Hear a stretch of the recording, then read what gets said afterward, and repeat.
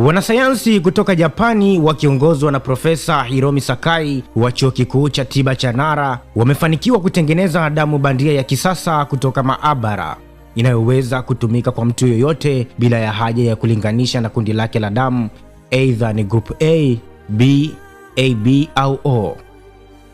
Damu hii bandia imetengenezwa kwa kutumia seli nyekundu za damu na chembe sahani za damu zilizokuzwa maabara, kisha kufungwa ndani ya viputo vidogo vya bandia ambavyo husaidia damu hiyo kufanya kazi sawa na damu halisi, kama kusafirisha oksijeni na kusaidia damu kuganda kwa wakati wa majeraha. Wanasayansi wamesema moja ya faida kubwa kuhusu damu hii ni uwezo wake wa kuhifadhiwa kwa muda mrefu bila kuharibika.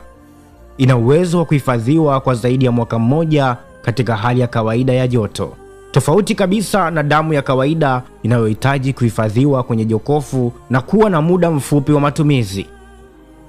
Hospitali, magari ya wagonjwa na kliniki za dharura zinaweza kuwa na damu hii muda wowote bila wasiwasi wa aina ya damu au mahitaji ya baridi kali, hivyo kusaidia kuokoa maisha katika ajali, majanga ya asili au kutumika maeneo ya vita ambapo upatikanaji wa damu inayolingana si rahisi.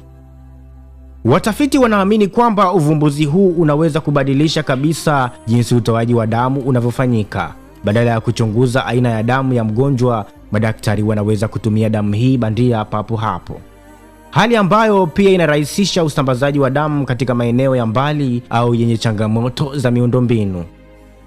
Majaribio ya kitabibu yameanza kufanyika mwaka huu, huku matumaini yakiwa ni kuifanya teknolojia hii ya kuokoa maisha ipatikane kwa matumizi mapana ifikapo mwaka 2030. Wataalamu wanaamini kuwa pindi itakapopitishwa kwa matumizi ya kawaida, damu hii bandia inaweza kusaidia mamilioni ya wagonjwa duniani kote. Je, wewe unadhani upatikanaji wa damu bandia utakuwa ni chanzo cha kuokoa maisha ya watu wengi duniani? Tuandikie maoni yako kupitia comment. Jina langu naitwa Ermaz na hii ni Manara TV. The Profile.